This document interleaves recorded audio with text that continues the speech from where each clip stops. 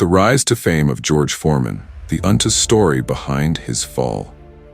What do you get when you mix street fights, Olympic gold, 5 marriages, 12 kids, a spiritual rebirth, and a kitchen appliance that made more money than Muhammad Ali ever did in the ring? You get George Edward Foreman, a man who didn't just fight opponents. He fought poverty, obscurity, and even his own demons. Born in the brawl of Houston's Fifth Ward, where crime was the curriculum and survival the diploma, George was a dropout with fists faster than his future. But how did a self-proclaimed thug become a preacher, a 2-time world champion, and the smiling face behind a grill that sold over 100 million units? Why did he name all 5 of his sons George Edward Foreman? What happened in that locker room in 1977 that made him see hell and find heaven? And how did a 45-year-old man, mocked for his belly and age, knock out a world champion and rewrite boxing history? George Edward Foreman was born on January 10, 1949, in Marshall, Texas, but raised in Houston's Fifth Ward, a neighborhood where dreams were often mugged before they could grow. Known for poverty, crime, and broken homes, Fifth Ward was more likely to produce mugshots than medals. George's biological father, Leroy Moorhead, was out of the picture early. His mother, Nancy Ree, remarried J.D. Foreman, a railroad worker who later left the family, leaving Nancy to raise George and his 6 siblings alone. George didn't take kindly to the structure. He dropped out of school at 15, roamed the streets, and got into fights like it was a sport. "I was a thug," he confessed. "I didn't care about anything."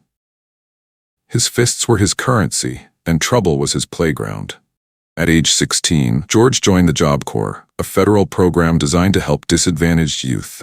He was sent to Pleasanton, California, where he met Doc Broaddus, a boxing coach who saw past the rage and into the raw potential. Broaddus didn't just give George gloves. He gave him purpose. In just 2 years, George transformed from street fighter to Olympic contender. At the 1968 Mexico City Olympics, he won gold in the heavyweight division, famously waving a tiny American flag after his victory. "I didn't even know what the Olympics were," he joked. "I just wanted to punch somebody." That moment launched his pro career. He turned professional in 1969, and by 1973, he was the undefeated heavyweight champion, having obliterated Joe Frazier in 2 rounds. Foreman was a wrecking ball. 76 wins, 68 by knockout, and a reputation for brute force. But in 1974, he met his match in Muhammad Ali during the Rumble in the Jungle in Zaire. Ali's rope-a-dope strategy wore Foreman down, and in the 8th round, Ali knocked him out. "I hit him with punches that would have brought down walls," Foreman said. He just smiled. In 1977, after losing to Jimmy Young, Foreman collapsed in the locker room. He later described a near-death experience, claiming he was snatched out of his body and saw visions of hell. "I knew I was about to die," he said. He begged for salvation and became a born-again Christian. He retired from boxing and became an ordained minister, opening the George Foreman Youth Center in Houston. He dedicated his life to preaching, mentoring, and helping troubled youth, kids who reminded him of himself. Foreman's personal life was a soap opera with uppercuts. He was married 5 times. Adrienne Calhoun, 1971 to 1974, mother of Michie and George Jr. Cynthia Lewis, Sharon Goodson, and Andrea Skeet followed, each adding children to the Foreman legacy. His final and longest marriage was to Mary Joan Martelli in 1985, a woman from St. Lucia who grounded him. Together they raised 5 children, and she encouraged him to return to boxing, not for glory, but to pay the bills. Foreman had 12 children, including 5 sons, all named George Edward Foreman. "So they'd always remember who their daddy was," he quipped. The comeback nobody saw coming. Except George. In 1987, George Foreman, once the scariest man in boxing, was 38 years old, rounder than ever, and hadn't fought in a decade. He'd retired in 1977 after a loss to Jimmy Young and a locker room collapse that led to a spiritual awakening.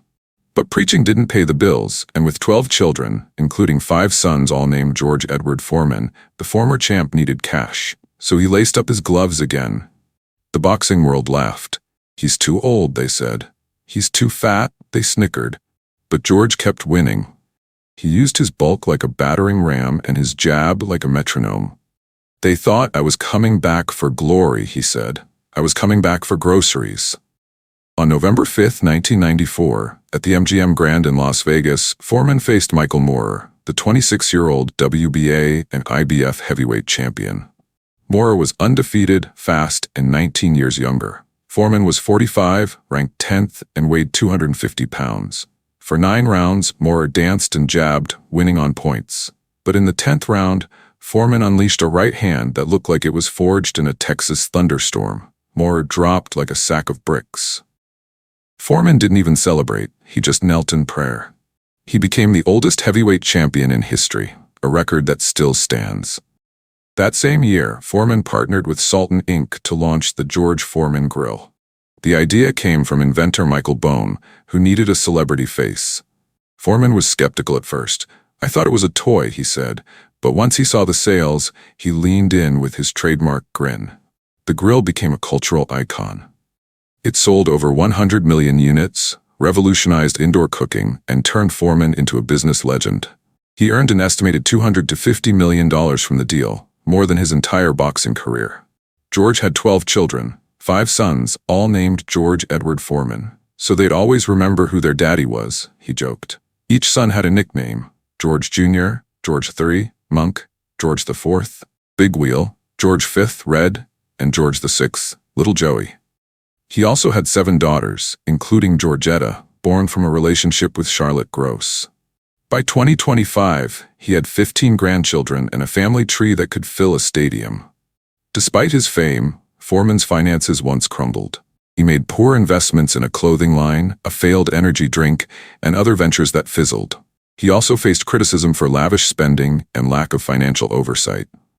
But he avoided major scandals. His faith, charisma, and humility kept his reputation intact. "I've been rich and I've been poor," he said. "Rich is better, but peace is best." Foreman was inducted into the International Boxing Hall of Fame, celebrated as a 2-time world champion, Olympic gold medalist, preacher, and grill mogul. He passed away on March 21, 2025, at age 76, with a net worth of $300 million. His fortune is now set to be inherited by his sprawling family, with speculations swirling around which George Jr., 3, 4, V, or 6 will take the reins. Foreman once said, "I've been rich and I've been poor. Rich is better, but peace is best." And in the end, peace is what he found. No scandals, no drama, just a quiet exit from a loud life. Don't forget to follow us, subscribe, and click that notification bell so you never miss a moment when we drop more intriguing, powerful stories.